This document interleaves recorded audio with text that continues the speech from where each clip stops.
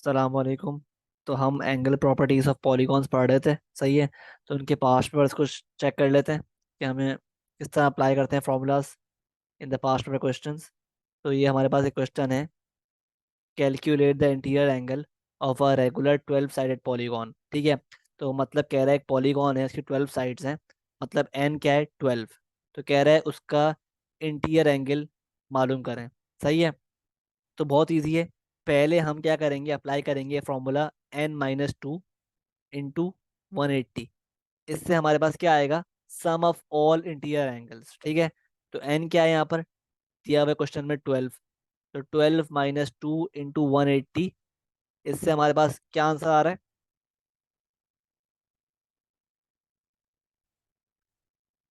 1800 आ रहा है आंसर। ठीक है।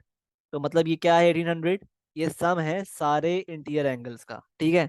लेकिन हमें चाहिए ईच, किसी भी एक इंटीरियर एंगल का की वैल्यू। और क्योंकि ये रेगुलर है, तो हमें पता है भाई कि हर इंटीरियर एंगल एक दूसरे के इक्वल होगा। तो हम क्या करेंगे, 1800 डिवाइड बाय एन, मतलब 1800 डिवाइड बाय 12। तो ये क्या हो जाएगा, 1800 डिवाइड बाय 12 हो जाएगा मेरे पास 150। तो 150 बेसिकली एंगल आ रहा है, हर इंटीरियर एंगल, सॉरी, 150 है basically each of the interior angles. ठीक है। तो एक इंटीरियर एंगल की वैल्यू क्या है, 150। सही है। तो आगे मूव करते हैं, पार्ट बी में कह रहा है the diagram show the hexagon with two parallel sides. ठीक है। दो साइड्स की पैरेलल है और एक हॉरिजॉन्टल लाइन ऑफ सिमेट्री है। मतलब सिमेट्री की लाइन क्या होती है, ऐसी लाइन जो बेसिकली उस फिगर को दो सेम हिस्सों में डिवाइड करते हैं। ठीक है। तो क्योंकि ये कह रहा है, ऐसा बताया हुआ है कि एक हॉरिजॉन्टल लाइन है सिमेट्री की। ठीक है। तो मतलब वो लाइन कुछ इस तरह होगी, जो फिगर को बेसिकली एग्जैक्टली क्या कहते हैं, हाफ में कट कर रही है। ठीक है। तो ये लाइन ऑफ सिमेट्री होगी, ठीक है, उसकी, इस केस में। सही है। अब वो कह रहा है कैलकुलेट पी। तो देखो पी हमारे पास क्या है, ये रहा पी। ठीक है। अब आप क्या करना पड़ेगा, आप एक ड्रॉ करो ट्रायंगल। सही है। आप देख रहे हो भाई, क्योंकि हमें पी निकालना है ना, तो यहाँ पे एक ट्रायंगल बन रहा है कुछ इस तरह। सही है। और क्योंकि हमारे पास लाइन ऑफ सिमेट्री हॉरिजॉन्टल इस तरह बन चुकी है, तो जो ये एंगल होगा वही एंगल ये भी होगा। तो क्योंकि ये 125 है, तो ये पूरा भी क्या हो जाएगा, 125। और क्योंकि मैंने इसको ट्राइंगल में ट्राइंगल बना दिया, तो ये पार्ट क्या हो जाएगा, 90 डिग्री। और ये क्या हो जाएगा, ये भी 90 डिग्री। तो अगर मैं अगर मैं 125 में से 90 माइनस करूं, तो मेरे पास ये एंगल आ जाएगा। इतना एंगल क्या आ रहा है, 35।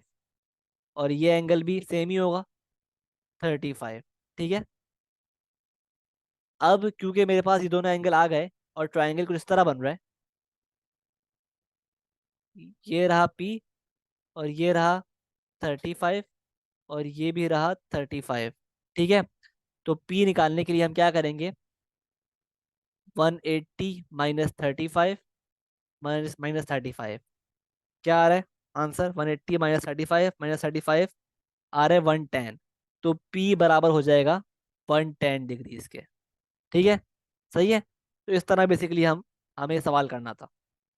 ठीक है। आई होप क्लियर है सब कुछ। अच्छा, पार्ट बी में क्या बोल रहा है, पार्ट बी के पार्ट टू में क्या बोल रहा है, पार्ट टू में कह रहा है कि पार्ट टू में कह रहा है कैलकुलेट क्यू। सही है। अब सेम फिगर में हमें क्यू निकालना है। ठीक है। तो निकाल लेते हैं।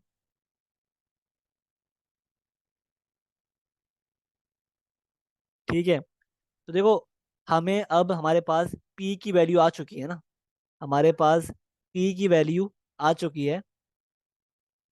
तो हमें पता है भाई, ये जो है क्या है, 3p है। मतलब 3p क्या मतलब, 3 इंटू 110, मतलब 330। और क्योंकि ये क्या हो रहा है, ये एंगल क्या है, 330 आ रहा है हमारे पास। तो ये क्या हो रहेगा, 360 माइनस 330 क्या होता है, 30। तो ये एंगल आ गया 30। तो हम क्या करेंगे, हम दोबारा इस केस में क्या करेंगे, हम एक और ट्राइंगल बनाएंगे इस तरह। ठीक है। और क्योंकि हमारे पास ये लाइन है सिमेट्री की, ठीक है, तो ये साइड बराबर होगी इस साइड के। ठीक है। तो हमने क्योंकि अपने पास से एक स्ट्रेट लाइन बना दी, तो ये एंगल हमारे पास क्या हो जाएगा, 90। ठीक है, 90 डिग्री। सही है। अब हमें निकालना है बेसिकली ये एंगल। ठीक है। ये एंगल निकालने के लिए हमें पता है भाई, ये ट्राइंगल जो बन रहा है, ये कौन सा बन रहा है, आइसोसेलेस। क्योंकि ये साइड और ये साइड आपस में क्या है, इक्वल है ना। सही है। तो हम क्या करेंगे, हमें पता है कि आइसोसेलेस ट्राइंगल में जो एंगल होते हैं, ये वाला एंगल और ये एंगल क्या होता है, बराबर होता है। सही है। तो हम क्या करेंगे, 180 - 30, 180 - 30 क्या हो जाएगा, 150। 150 को हम डिवाइड कर देंगे 2 से, ताकि हमारे पास x आ जाए। 150 डिवाइड बाई 2 क्या आ जाएगा, 75। तो हमारे पास x क्या आ गया, 75। ठीक है। अब हमारे पास ये पूरा एंगल जो है ना, ये पूरा एंगल बेसिकली है, ये पूरा एंगल जो है ना वो है बेसिकली Q। तो Q क्या है, Q हो जाएगा बराबर 90 + 75 के, जो कि मेरे पास आ रहा है 165।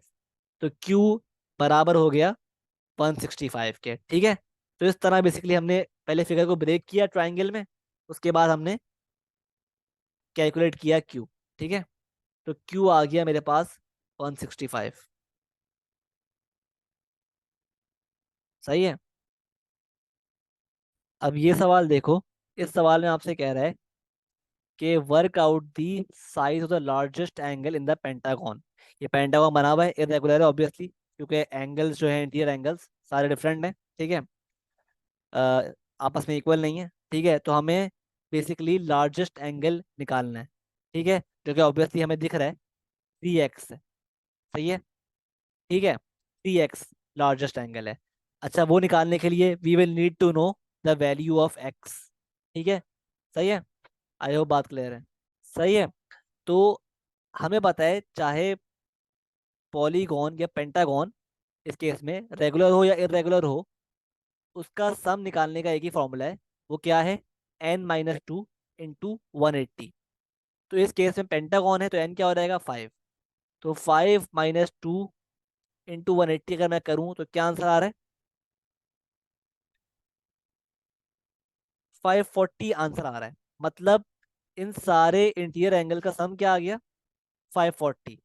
क्या मतलब वो इस बात का कि 3x + 2x + 2x + x + 124 degrees is equal to 540। ये मतलब हुआ। अब इस इक्वेशन से हमारे पास आ जाएगी x की वैल्यू। तो 3 + 2 क्या होता है, 5, 5 + 2 7, 7 + 1 क्या होता है, 8। 8x+ इज इक्वल टू 540 - 124, 540 - 124 यानी 416। तो x मेरे पास आ गया है इस तरह 52। और वंस मेरे पास x आ गया, तो I can find the largest angle just by multiplying x/3। ठीक है। 3x क्या हो जाएगा, 3 × 52। तो लार्जेस्ट एंगल क्या आ गया हमारे पास,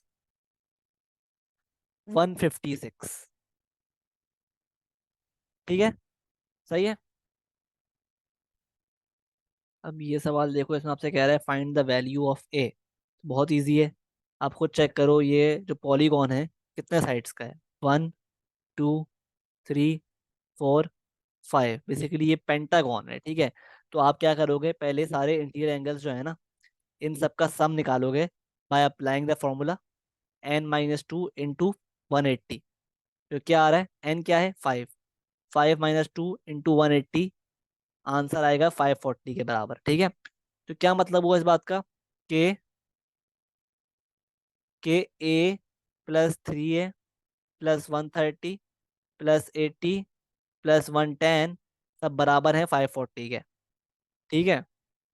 540 के बराबर है। अब सॉल्व कर लो इसको, सॉल्व फॉर ए। ये हो गया 4A, 130 प्लस 80 प्लस 110, 320 हो गया। और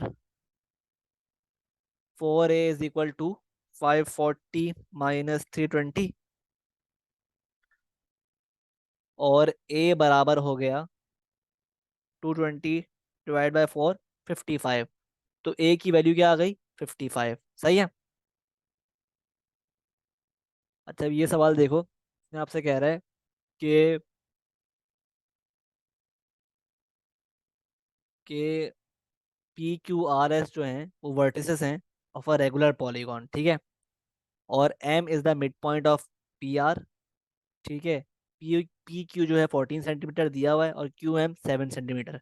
अब कह रहा है कि how many sides has the polygon, ठीक है, कि पॉलीगॉन की कितनी साइड्स हैं। मतलब बेसिकली हमें N फाइंड करना है, ठीक है। हमें क्या फाइंड करना है? N फाइंड करना है, ठीक है, नंबर ऑफ साइड्स, ठीक है। तो अब चेक करो। अब अगर हम बात करें इस ट्राइंगल की, तो ये ट्राइंगल क्या है? बेसिकली एक आइसोसेलेस ट्राइंगल है। क्यों? क्योंकि ये रेगुलर पॉलीगॉन है ना। रेगुलर पॉलीगॉन है तो इसकी साइड्स क्या होती हैं? इक्वल होती हैं। तो अगर ये 14 है, अगर ये 14 है, तो ये भी क्या होगा? ये भी क्या होगा? 14 होगा, ठीक है। जब हम इसको बोलेंगे ये ट्राइंगल क्या है? आइसोसेलेस। सही है। सो बेस्ड ऑन दिस हमारे पास, अगर हम ये एंगल फाइंड कर लें, तो ये एंगल भी आ जाएगा, ये एंगल भी बराबर है इसके। तो इस तरह हमारे पास ये पूरा एंगल आ जाएगा, ठीक है। और ये उस पॉलीगॉन का एक इंटीरियर एंगल होगा, ठीक है। तो पहले हम ये फाइंड करते हैं, इंटीरियर एंगल। सही है। किस तरह? Let's first look at the triangle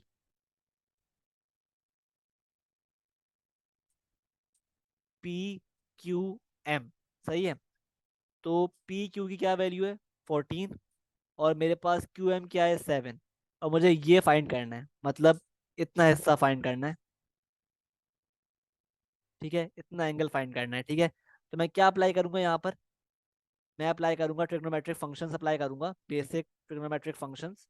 क्योंकि ये थीटा है, और थीटा का मुझे दिया हुआ है, हाइपोटेन्यूस दिया हुआ है, और एडजेसेंट दिया हुआ है। तो मैं अप्लाई करूंगा cos theta. Cos theta is equal two adjacent upon hypotenuse. Cos theta, adjacent क्या है? 7, हाइपोटेन्यूस क्या है? 14। तो थीटा बराबर हो गया कॉस इनवर्स 7/14 के। तो थीटा हो गया मेरे पास कॉस इनवर्स 7/14, मतलब क्या हो गया? कॉस इनवर्स 7/14 आ गया। थीटा आ गया 200/3, ठीक है। और क्योंकि थीटा ये हिस्सा है, तो अगर हम इसको डबल कर दें, मल्टीप्लाई बाय 2 कर दें, तो हमारे पास ये पूरा एंगल आ जाएगा ना। तो अगर हम थीटा को मल्टीप्लाई बाय 2 कर दें, मतलब 200/3 मल्टीप्लाइड बाय 2 कर दें, तो हमारे पास क्या आ रहा है? 400/3। तो ये जो एंगल है, ये बेसिकली इस पॉलीगॉन का क्या आ गया? इंटीरियर एंगल, ठीक है। सही है। और क्योंकि ये पॉलीगॉन एक रेगुलर पॉलीगॉन है, तो अगर हम ये फॉर्मूला अप्लाई कर दें इसमें, n-2 इंटू 180, इससे पॉलीगॉन में क्या आएगा? सम ऑफ ऑल इंटीरियर एंगल्स।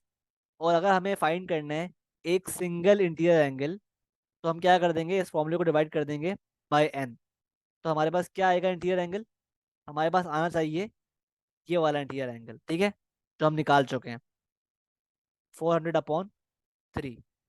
अब इसको आप सॉल्व कर लो फॉर n, तो आपके पास नंबर ऑफ साइड्स आ जाएंगी आराम से, ठीक है। तो ये हो गया 180, ये हो गया 3n-6 into 180 is equal to 400n, ठीक है।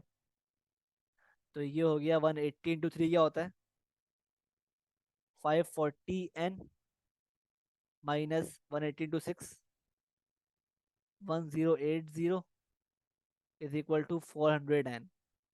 ठीक है, तो ये हो गया मेरे पास 540 माइनस 400, मतलब 140n इज इक्वल टू 1080। तो n बराबर हो गया 1080 डिवाइड बाय 140। n आ गया मेरे पास 7.7।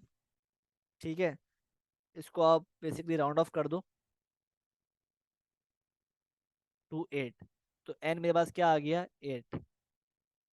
सही है, तो ये आपका आंसर है। ठीक है, तो इस पॉलीगॉन की जो साइड्स हैं वो क्या है, 8। अच्छा, इसमें हमने एक गलती कर दी है। ठीक है, बहुत ही मेजर ब्लेंडर कर दिया है हमने। वो क्या है भाई, कि हमने जो है ना, ये जो कॉस इनवर्स 7/14 है ना, इसका आंसर थीटा जो आ रहा है ना, थीटा, वो आ रहा है कॉस इनवर्स 7/14 जो आ रहा है ना, वो आ रहा है 60 डिग्रीज। ठीक है, ये गलत आंसर है।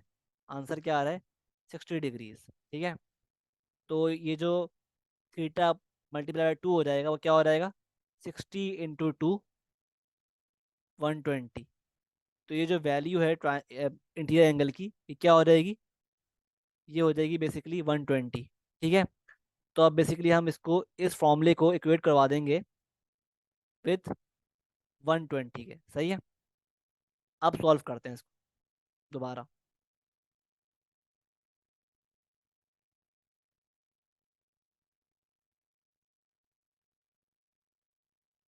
ठीक है, तो ये देखो, n-2 × 180। तो 180n माइनस 180 × 2 क्या होता है, 360 upon n is equal to 120। ठीक है, तो ये हो गया 180n माइनस 360 × 120n। ठीक है, तो 180 minus 1n minus 120n is equal to 360। तो 180 माइनस 120 क्या होता है, 60n इज इक्वल टू 360। तो n बराबर है जब 360 अपॉन 60 के 6। तो n मेरे पास क्या आ रहा है, n आ रहा है 6 के। ठीक है, n इज इक्वल टू 6, ये आपका आंसर है। ठीक है, n नंबर ऑफ साइड्स कितनी आ रही हैं, 6 के बराबर। ठीक है, तो आई होप बात क्लियर है। सही है, तो इस तरह बेसिकली अप्लाई करते हैं हम फॉर्मूलाज को ऑन द पास्ट क्वेश्चंस। ठीक है,